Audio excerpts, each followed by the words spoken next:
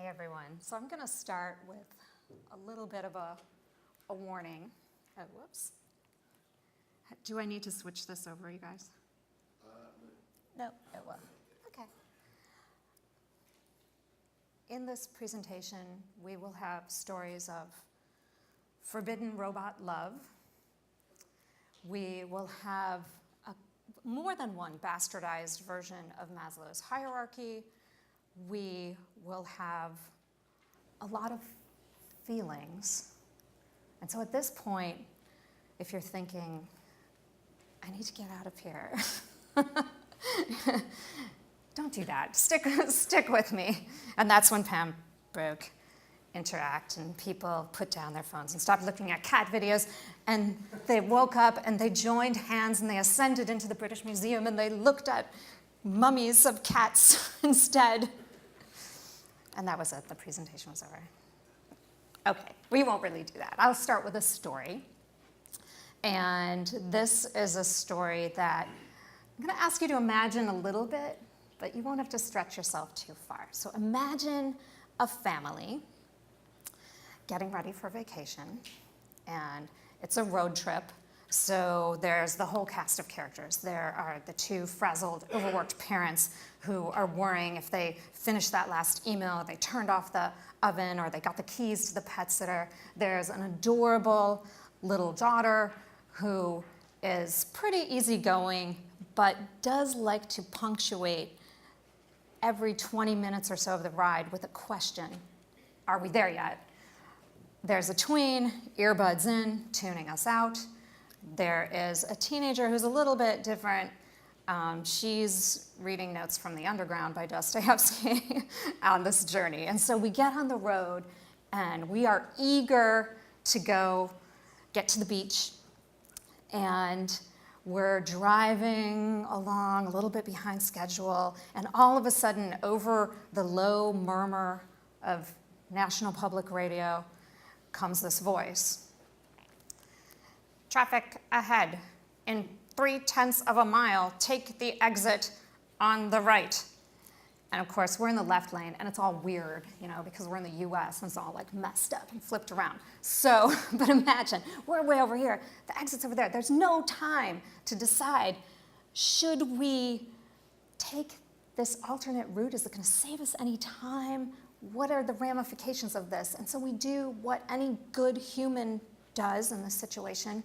We listen to the GPS lady, and we take the turn. And about 20 turns and 2 long, winding roads later, I'm incredibly nauseous, because if you've ever been on a boat with me, you know you never want to go on a boat with me. I get really motion sickness. And the anxiety level in the car is going up. My husband is muttering to himself about the good old days of paper maps, and why don't we have those in the car anymore? And the little one is sort of just plaintively like, are we ever gonna get there? Every few minutes, and she's tears streaming down her face. The tween takes an earbud out just long enough to tell us that we're idiots, and she's hungry. And then my oldest, who was absorbed in Dostoevsky, looks up and she's like, I thought this guy was really annoying, but I think I'm finally getting it. And that just broke through my nausea for a minute, and I thought, I've got to Instagram this. She's having her first existential moment. Well, so we get there eventually. It's not a death by GPS story, as you might have thought it was going to turn out to be. We eventually got back on the highway. And I thought to myself, as I'm kicking back with a glass of wine in front of a fire, about all the data that was being collected about us in this moment. Now, it might not all work together in the right way, and some of this expands out into other data. There were 2 or 3 of us on various social media accounts at the time this was happening. We may have been tracked by civic cameras. We may not have been at this time. We just got gas, so the grocery rewards card might have been, activated. A lot of data is happening at this time, and we kind of have this faith that if we have enough data, we're going to have this great world. We're going to live in this kind of frictionless Airbnb, modern style home where decisions are anticipated for us and it's all invisible and it's happening, and the humans are kind of freed up to, watch cat videos and make interesting mistakes and be, philosophical poet, tribal thinkers. And it's great. But there's something missing from all this data and something missing from our adventure. What do you think it is? Any guesses? Emotions, right? Our machines are pretty emotion dumb. So we might try to design with empathy, but our machines are not empathetic towards us. Now we know we can attach to technology in various ways. If you've ever talked back to your GPS person, you know that you've had those moments. You might treat your Roomba as a pet, or your pet might treat your Roomba as a pet in this case. And once technology is embodied, we treat it in a different way too. So HitchBot, which was created a couple years ago in the land of kindness, otherwise known as Canada, they launched HitchBot out into the world, and HitchBot relied on the kindness of strangers to hitchhike all over Canada. And people loved it. They would pick up HitchBot, they would take pictures with HitchBot, they would be, he went all over, or they probably is the right pronoun. And HitchBot went to Europe. Same thing happened. People loved HitchBot. They were so generous. It finally ended in America, where he was sort of unceremoniously dismantled, and we're kind of horrified at that because we have empathy for the machines. Like, what's up with these Boston Dynamic guys? Why do they keep hurting the dog robot? I hate these guys, Google wants to drop them as an acquisition because they're just bad people. But we feel this kind of empathy, and it's not hard to imagine that we'll have robot companions who have a little bit of empathy for us. One of my favorite movies, if you haven't seen it. A lot of science fiction is imagining these scenarios. It's almost obligatory for me in a presentation about emotions and technology to put in a screen about her. But this isn't so far off from the truth that we may indeed, even with a disembodied voice, have an emotional attachment, even fall in love. It's happened already to an AI researcher who was working on chatbots.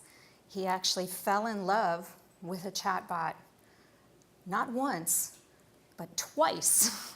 So we may be headed in that direction. Probably not yet. Alexa's not quite on the same level as her, but we may kind of be going there. And there's not really any proof that the robots have feelings for us, except I did unearth this video, and I thought, maybe, I don't know, there might be evidence of this. But we don't know what it's going to be like if we give robots some kind of knowledge of emotions. If there's collecting data of emotions, what will they be experiencing? Now, this isn't anything new. We have long personified our products. We don't need to have that many cues for anthropomorphizing our technology. The Mac Color Classic, my first computer, had the great screen that looked like a face and a disk drive off to the side like a mouth, the icon here. And this is what marketing and branding people have done for ages. They've made brand mascots, and this confers some advantages because there is loyalty and attachment to these brand mascots. People cut them more slack than they do for human celebrity endorsements. And you say, well, wait a second, we're not like marketing stuff. We have our own methods for delight. They all involve changing up Maslow's hierarchy and moving from useful to usable to delightful, and creating this kind of emotional design. And so emotional design, in one sense, is supposed to be about feelings, but it ends up being about one feeling, delight, explicitly, right? We're trying to make people happy so that they'll come back again and again and again to meet business goals.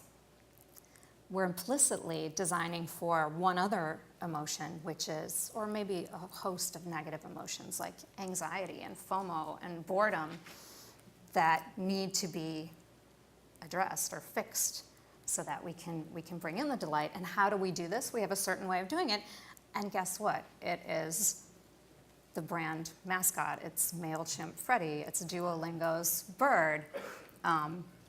And sometimes delight works out. Sometimes it does give you kind of that little edge, but a lot of times it doesn't. So this came up in a project recently, and somebody spent a lot of time filling out this form, like, where am I at for retirement? And it's like, yay, you have only a few days of retirement money saved.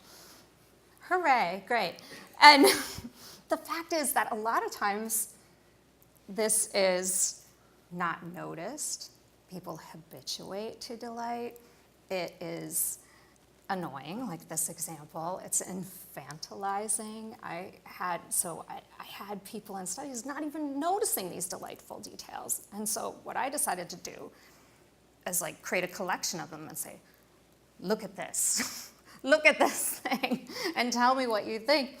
And I had one person, Matthew, I'll never forget, he goes, this goes beyond user-friendly to user-obsequious. And it just kind of rubs me the wrong way. I'm not a child.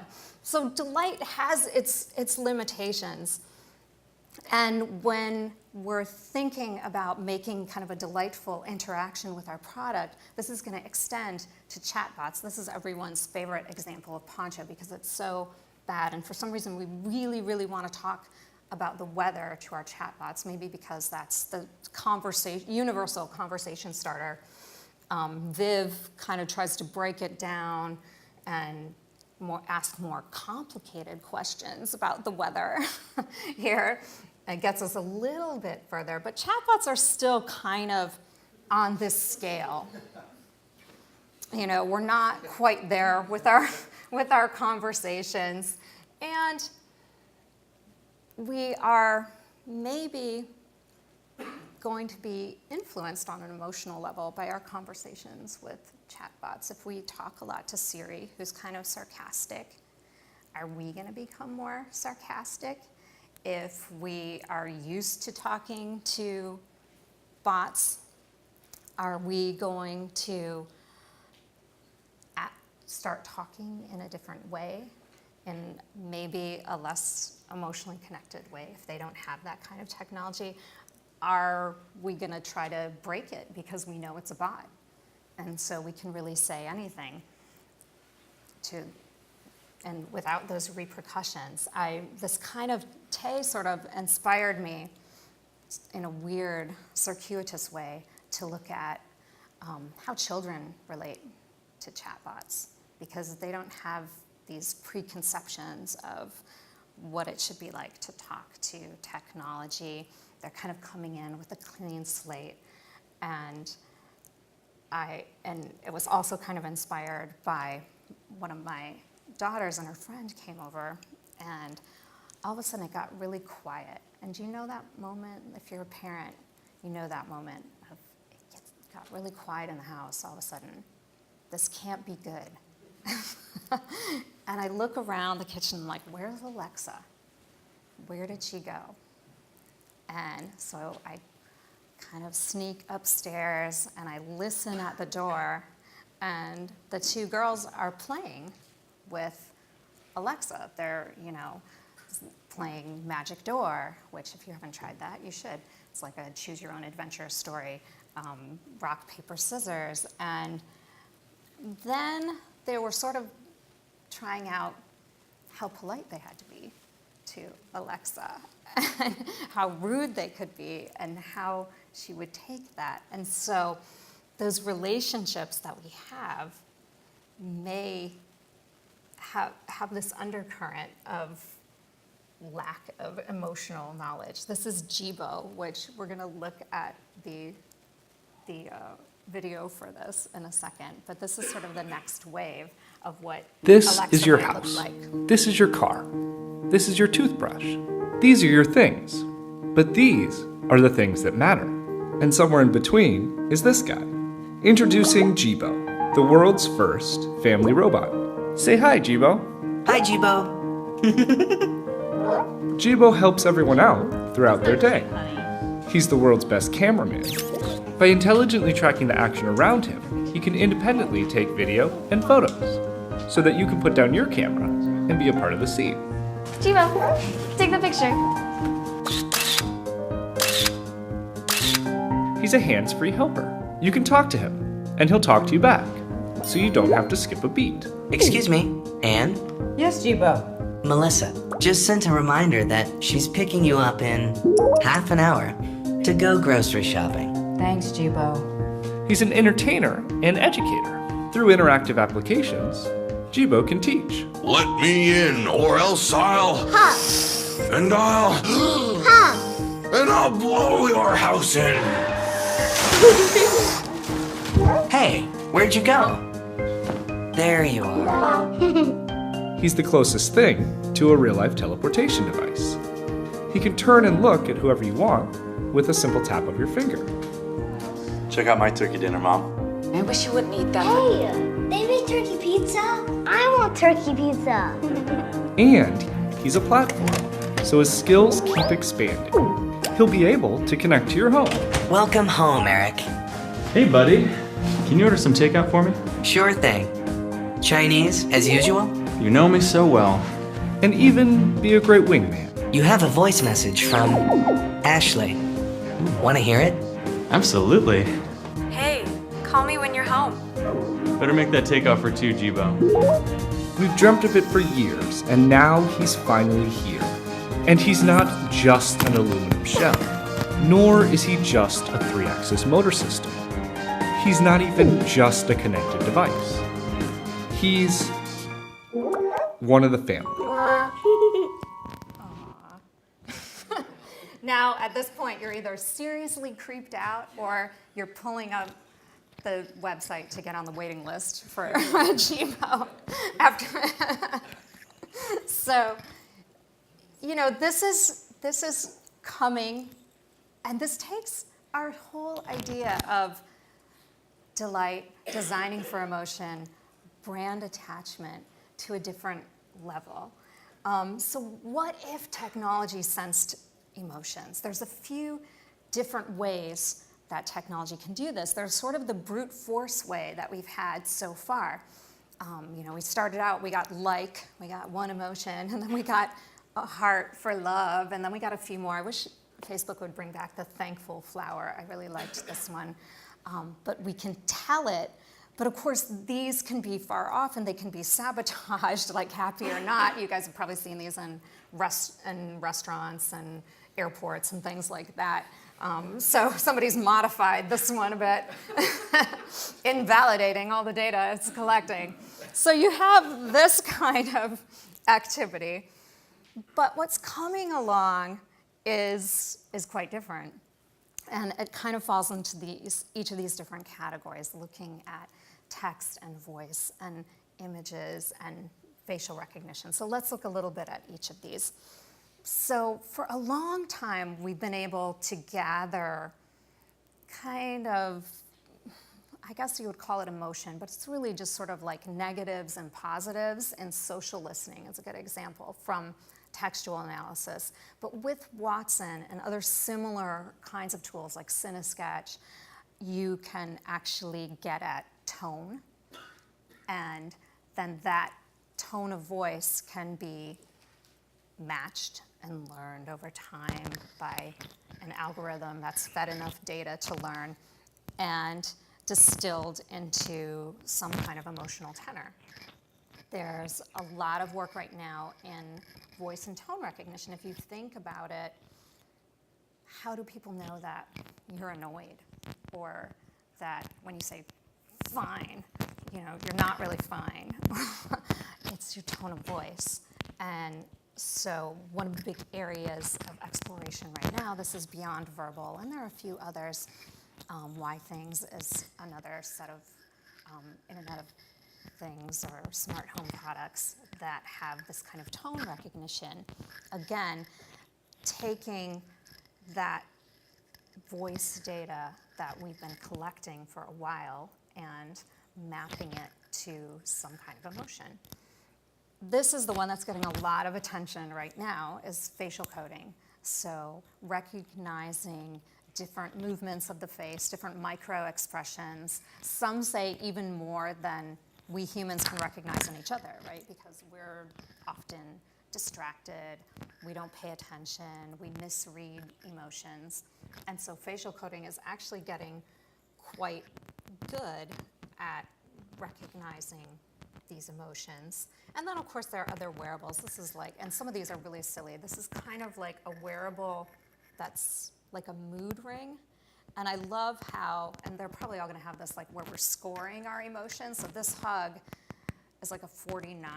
And I just think to myself, God, I'd get really competitive. I'd be like, oh, come on, let's get the hug up to 60, at least, I wanna get up there. And we probably, and just like we do with quantified self, and we compare our scores, and we compare how far we ran, and all this, I don't know if it'll track over. I doubt whether this will stay. And then there are some other ones that are trying to combine self-reporting with some more subtleties to it. Felix is a good example of this, but there are other apps like this where instead of entering your emotion or having it recorded through, your galvanic skin response or other biometrics, it's asking you different things and then interpreting emotion from there, like what color, what picture, and then trying to map that to emotion. And so what's the result of this kind of technology? Like, what will it tell us? Well, some of this work is already being done with images. The Computational Story Lab at University of Vermont, the ones who put out Hedonmeter, which tracks the emotional tenor of Twitter through textual analysis, and it's worth looking at, has done an analysis of Instagram filters and looked at, millions of Instagram pictures and decided which filters are happy and which ones are sad. And so now that we all know this and you can see the list of filters, we can totally game this. And they won't ever be able to collect this data again because we'll be like, no, I'm not going to use these negative filters, but I'll only use these positive ones. Well, maybe you guys won't do that, but I probably will. We can use this emotion information for recommendations. So this is one that maps emotion to music choices. And we're already a little bit familiar with that because we have those playlists kind of created for us already in Spotify. Like, oh, you're in, you want to get kind of pepped up for your workout. We've got some music for you. But this is more crowdsourced, emotional analysis of that. And of course, the babies, we want to hook up the babies to technology. Why? Because they can't talk. They can't communicate to us. And so this is Sproutling. It just was acquired by Mattel. So I'm sure we'll be seeing a lot of these kinds of next wave baby monitors that will help parents interpret different cries. Is it a happy cry? Is it a sad cry? Is it a poopy diaper cry? Is it like, what is it? Might be helpful. And that's kind of the tradition of a lot of this affective computing technology has come out of this tradition of trying to help people on the autism spectrum with PTSD, people who don't have a good connection with their own emotions, or a good way to regulate their emotions, or a good way to convey those emotions to other people. This is a concept from Microsoft called Mood Wings, and it conveys your emotion to whoever is around you with the gentle motion of butterfly wings. Kind of a cool idea. I definitely wear one of those.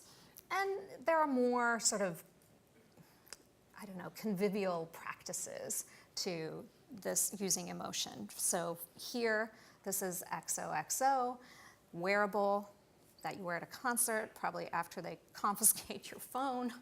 They give you the wearable, and you can see everyone's emotions displayed up on the screen, and you can get a sense of what it feels like in the room. Some of you might have seen this in connection with Wimbledon last year, where there was a big event to show all the emotions of the crowd based on wearables of certain members of the crowd and foot traffic and other aspects of the experience. And it's going to help us to potentially make decisions. Now, this is a little tongue-in-cheek because there aren't that many products out here doing this yet. This is PeopleKeeper, and I'll let you get a sense of what it is. We only have so much emotional bandwidth Bring it in. and limited time. Mustafa? Our social circles are widening. We don't know. That's bad. But All those relationships Anything in general that makes you excited. just can be overwhelming. Now there's an app. PeopleKeeper tracks your physical and emotional response while you're hanging out, and it analyzes the data to identify who stresses you out and makes you excited, sad, or happy. See how your relationships stack up, and let PeopleKeeper find the ones that work for you. It'll automatically manage your relationships, so you don't have to. Scheduling time with people that make you feel good, and blocking the ones that don't. Forget fake friends, failed romance, and FOMO. Optimize your social life with PeopleKeeper. So, okay, that's speculative. That's a concept by Lauren McCarthy. And I think it's really valuable to have speculative design in this area right now, because emotion sensing isn't quite ready for prime time. We don't really know what to do with it. And so it is a real product that you can try out. I have used it, and I've had a small group of sort of research participants try it out. And the effect is you can't really do much about the people in your life who are making you angry or aroused or annoyed. Unfortunately, that's usually your family members and close friends that are doing that. But some of this has been, so Lauren McCarthy was approached by VCs to develop it as a product. She didn't do it. But there's Crystal, which is a real product based on a similar kind of concept, not a wearable. It takes all your social media profile data and any other mentions of you on the web and scoops it all together and does an analysis of it, pattern matching it against other people to come up with a personality profile. And then what I think is interesting about it, and probably more positive, is that instead of kind of saddling you with that label, you have ways to participate in that and see what the outcome is and say, no, that's not quite right, or that's who I was, 6 months ago, but now I'm more like this. And so they have a series of questions that you can answer about yourself, or you can get other people to answer about you to refine the profile. Now, what's the outcome of this? Well, it helps you to write emotionally intelligent email to other people who have crystal profiles. It helps you to post with more emotional intelligence. You can see with a lot of these, there's some good things that could play out on the level of emotional intelligence and some negatives. We'll come back to that. It's being used in games, too, so this is Nevermind. And what happens is games have long been using biometrics to adapt to things like pulse.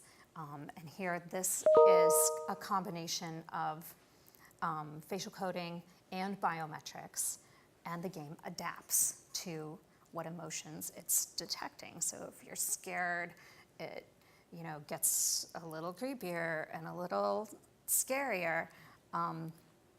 This is a huge area for emotion sensing and emotionally intelligent design is games. Games have kind of followed an interesting path in the last, say, 5 years, where they've moved from being really linear, where it's just get the points and kill the zombies, to games that are more open and creative and expansive, like Minecraft or Sims.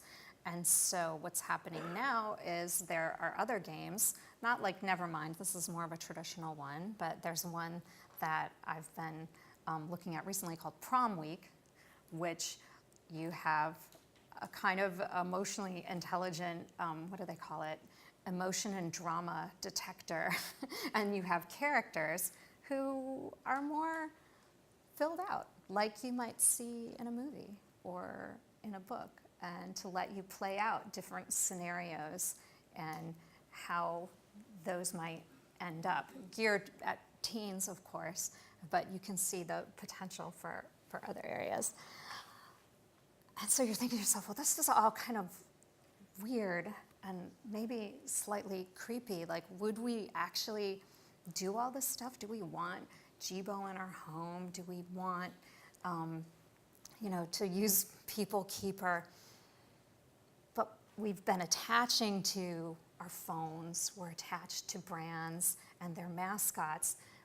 We're even attached to chatbots. I mean, when Eliza, way back in the 60s, when that first came out, people wanted to go in a private room and talk to Eliza and not share what was going on.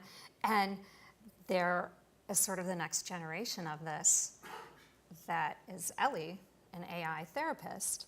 And it does confer some advantages if there is empathy and it's not creepy. People may open up more to an AI therapist than they would to another human being who they feel is judging them. So here's I'm an Ellie. example. Thanks for coming in today. I was created to talk to people in a safe and secure environment. I'm not a therapist, but I'm here to learn about people and would love to learn about you. I'll ask a few questions to get us started. And please feel free to tell me anything. Your answers are totally confidential. Are you okay with this? Yes. So, how are you doing today? I'm doing well. That's good. Where are you from originally? I'm from Los Angeles. Oh, I'm from LA myself. Is she? When was the last time you felt really happy? When was the last time? I don't know. Yeah, I'm not someone who's really like, I don't have any real highs. I feel like I'm a level person. It's just happy. I guess to answer your question, probably a couple months ago. I noticed you were hesitant on that one. Would you say you are generally a happy person? So, as a researcher, I'm thinking Ellie's going to be taking my job, first of all, because that's like a lot of research sessions. But it may be a better fit for some people who don't want to see a therapist in person. There's already plenty of kind of human AI combinations of therapists out there. This is the first AI one. And of course, there will be other situations. Here's Pepper, one of the first emotion sensing robots in a waiting room at a hospital where there might not be anybody to tell you what's going on or how long the wait is or what to expect or how to fill out your form. And it fills, some kind of role in this community. And, I think Pepper is a really interesting example of this emotion sensing technology. It's one that if you look it up and you read about it, people have really rallied around. And the creators are actually a little nervous about how attached people are getting to Pepper. Now, when you purchase Pepper, which it's very expensive, it's like $8,000 or something like that, you have to sign an agreement that you won't have sex with Pepper. And that's probably like the one thing you guys are going to remember from this presentation. You know, that's pretty disturbing, but then on the other hand, it's like, why would you create a robot if it wasn't for, you know, sex? I mean, that's where all of our innovations have come from. And it probably will get to that. So what's happening here, even though it's still in a very nascent state, is that we're moving from emotional design, emotion and technology being just about delight and moving us from sad to happy to something that looks more like emotional intelligence, where technology has some empathy for us, understands context, understands feelings at some level, helps us to communicate those, helps us to regulate those, helps us to manage those. Of course, there's a ton of problems with this, and that's why it's not really ready to go. First of all, most of these great emotion sensing tools, even though they can recognize thousands of microexpressions or all these differences in tones of voice, still take all those emotions and put them into neat little buckets of usually Paul Ekman's 5 to 7 emotions, so that this whole range of weird emotions that we feel all the time, that vary in intensity, that are, we don't even have words for them, or we create strange words for them, are sort of bucketed under one category, like happy or sad or angry.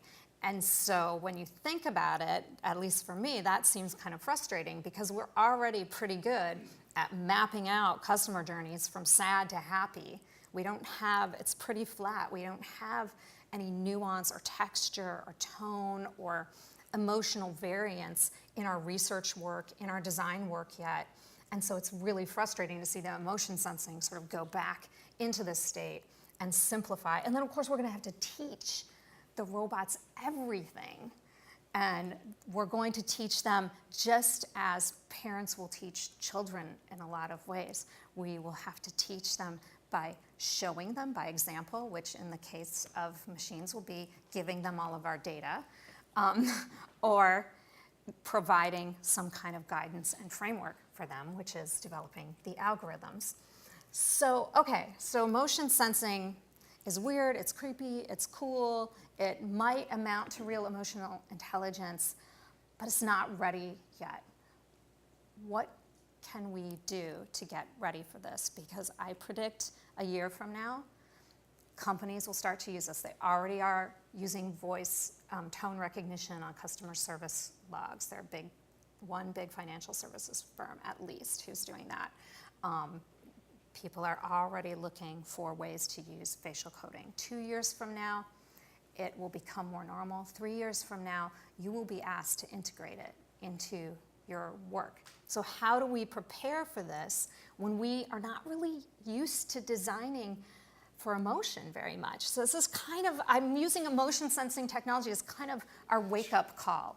Like, we need to rethink emotional design, because we are the empathy bearers in our organizations. We are the ones who are sort of in charge of emotions, but we're still not very good at emotions. We're going to be the ones writing stuff like this when you bought something and you have to give some kind of response like, this isn't going to make you happy, or when we're going to write what's on the refrigerator when you want to binge eat ice cream and it says, you should probably wait like 20 minutes till you calm down before you do that.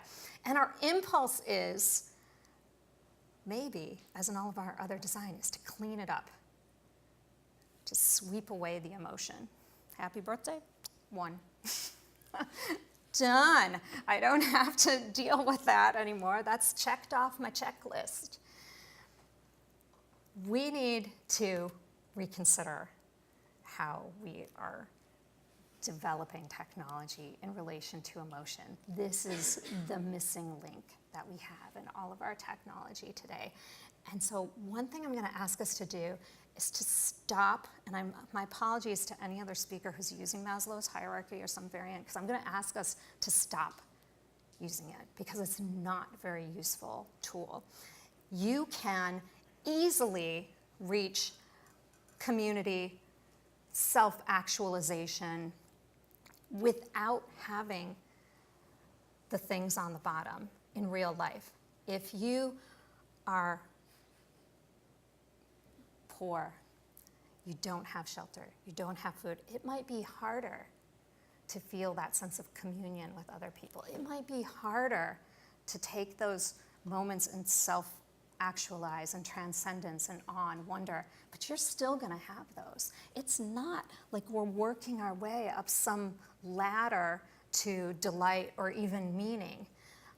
So I think we need to kind of rethink those models. And what I've been doing for the past now, I guess 3 or 4 years, is really studying what kind of emotions people have when it's related to technology. And I'm really interested, I started out being interested in happiness, and ironically, like when I tell people, oh, I work in technology and I'm researching happiness, they're all like, you gotta be kidding me. Technology's making me miserable. So I found all this unhappiness, but related to happy is this complex texture of emotions and things that maybe aren't even emotions, like creativity.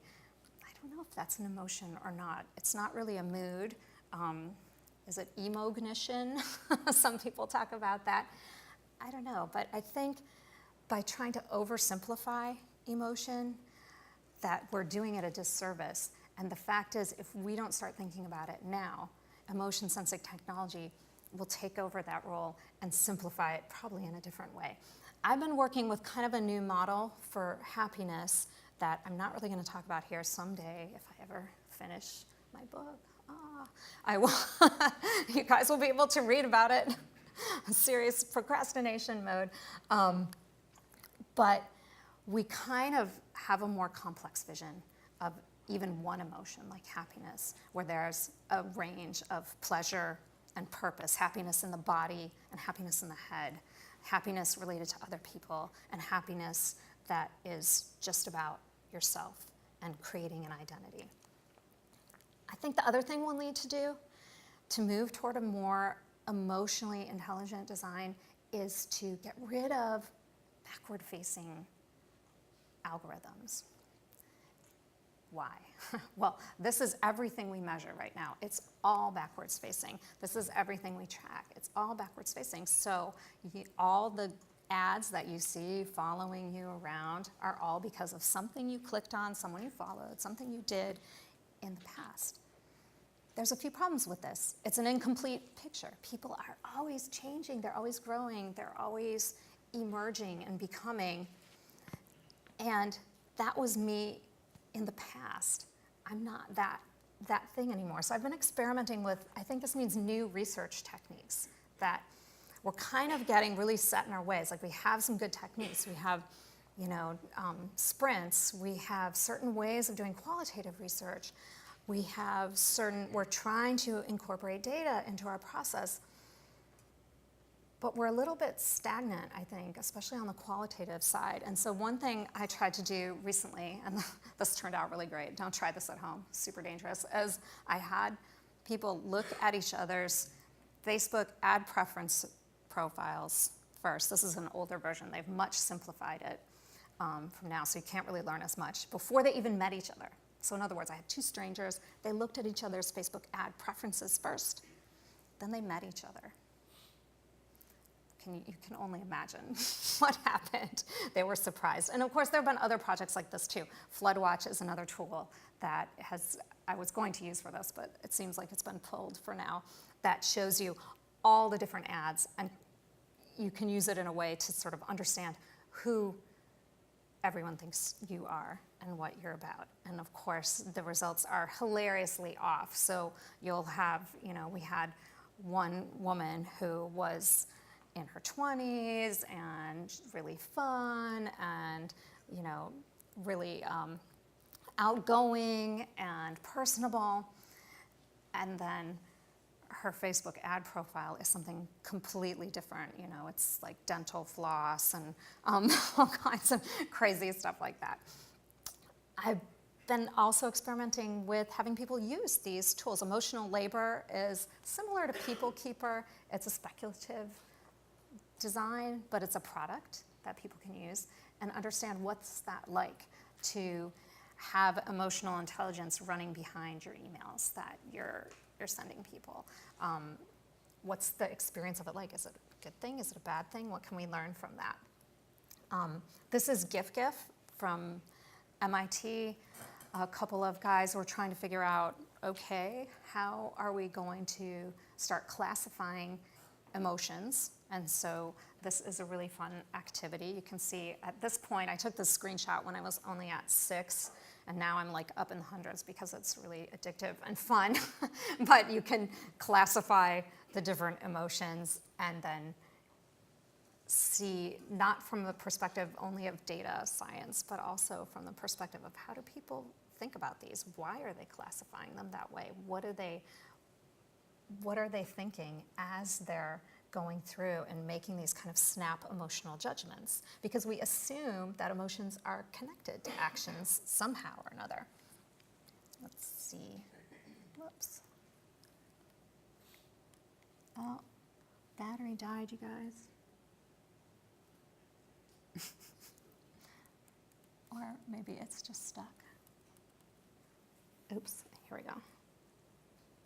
No, it's just Microsoft wanting to update. Another thing I've been trying is free writing, borrowing from cognitive behavioral therapy. When we're talking about emotions, our practice right now is very much in kind of a Rogerian therapy mode where we're just saying to people, well, what did you think about that? Really? Tell me more.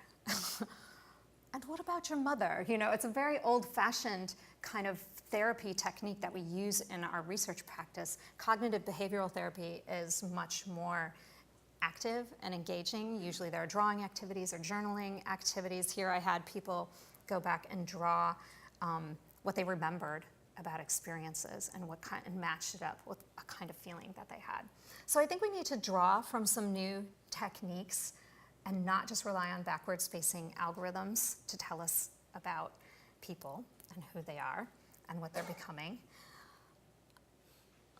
Last thing is, I think we need fuzzier front ends. It would be cool if we had adorable penguin robots like this, but I mean fuzzy in the sense of not very strictly defined. Something looser, something more engaging, something that gets us to the point where we can actually interact on a level that is maybe emotional, that has a mood, that has a personal context to it. And this is already kind of starting to happen, but we need to see more of this.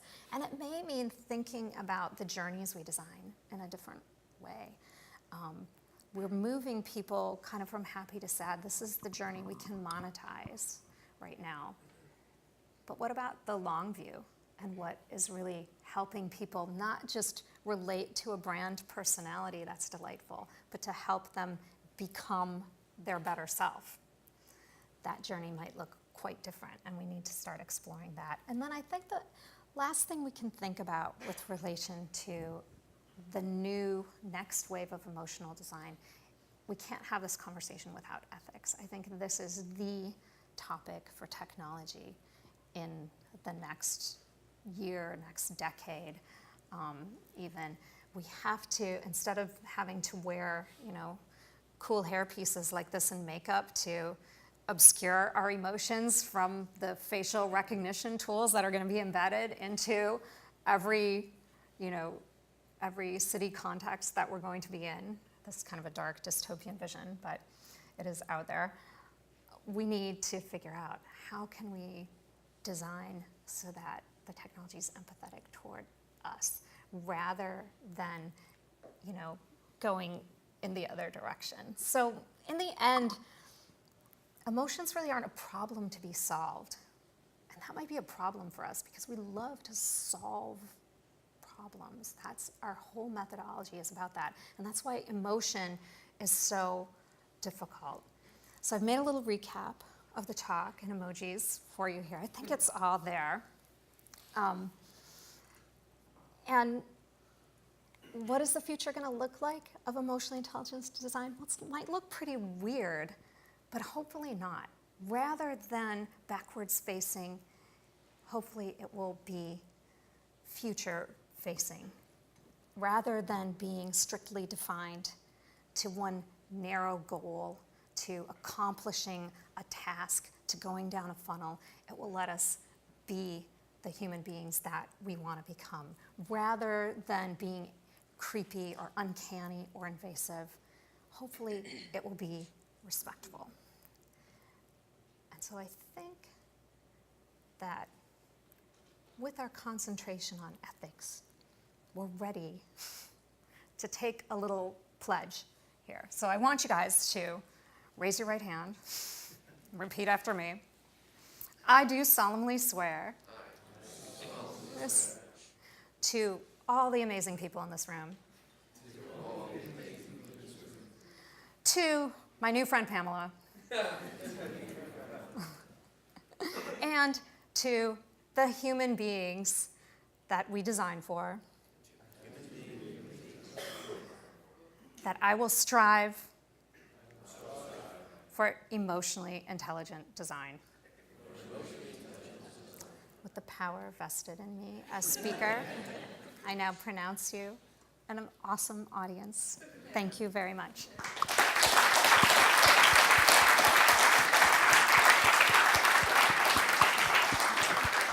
Where are we at? We have a little time? Okay, cool. Do you have questions? We aren't all married right now. I know you guys were all thinking that we might be, but we're not. I'm not ordained. Does anyone have any questions or thoughts? Yeah. Sorry, Pam. Yeah. Yeah, that was really interesting. Thank you. The thing that sort of worried me is that I can imagine a corporation, in effect, using something like emotional intelligence to notice you put on weight, so I'm going to show you adverts of exercise stuff. Yeah. Stuff like that. So, in what ways would you think emotion would be positively used for commercial gain? Yeah, I think it's really easy with anything future of technology to imagine the negatives about it. We're so used to sort of these dystopian visions, and with something like this where it's so personal and it's so close to our sensory perceptions, our body, and our way of thinking, it's really vulnerable to think about how we use this. But I do think that there's a lot of ways it can and already is being used positively for people who have trouble understanding, regulating, or sensing their emotions. That's again where this strain of technology has emerged from, affective computing. So people who have difficulty with their emotions, who have PTSD. I have someone with PTSD in my family. That's how I sort of got into this whole kind of realm of inquiry, I guess. So there's those kinds of things, but there's more everyday things. I think PeopleKeeper is kind of this weird extreme case, but I've been using Crystal, and I've got to say it's kind of helpful for me because I tend to be in my emails very short and succinct and abrupt, and it's caused me to reflect. I don't always listen to the advice. I have a choice. I'm not, kind of put down into a category and, made to live there in that category forever. But it gives me a moment to pause and reflect. And I think that's any technology that makes people feel really positively has that element of it, that it shows us something new about ourselves and gives us time to think about that, take that in, and grow. Yeah. Way in the back. Microphone's really weird. So we use Mood Map every day at work, and we get an email at 5 o'clock that says, how did you do today? And we have to rate ourselves from sort of really unhappy to happy.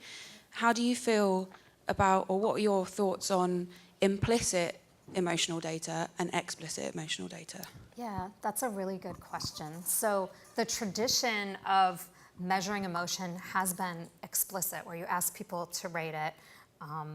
One thing that I got really interested in was how countries are measuring happiness, and they have a scale called the Cantrell ladder, which asks you to imagine how happy you are with your life at this point in time on a scale of 1 to 10, and imagining it as rungs of a ladder. And so that kind of self-report has been around for a long time. And it's kind of like, it's been compared to going to the optometrist for measuring your vision. That in some sense, you have to ask people about emotions because they're going to be the expert on their own emotions. That said, some of the emotion sensing stuff can add value to that by picking up on things that maybe are more subtle or that you might not have been aware of, or patterns over time. And so they could be helpful from that perspective. And so probably the best uses are going to be a combination of those two things, where it's something that's explicit, that you're thinking about, you're reflecting on, and then things you're feeling in the moment that are being measured. It's interesting that they're doing that at work, though, because that's such a huge movement right now, is to understand what makes people happy at work. And you know, the thinking is that if people are happy, they're more creative, they work better on teams, they might stay a little longer, which is important for tech and unusual. So that's something that a lot of companies are looking at and trying to figure out. Do we have time for another? Okay, one more question. How about over there?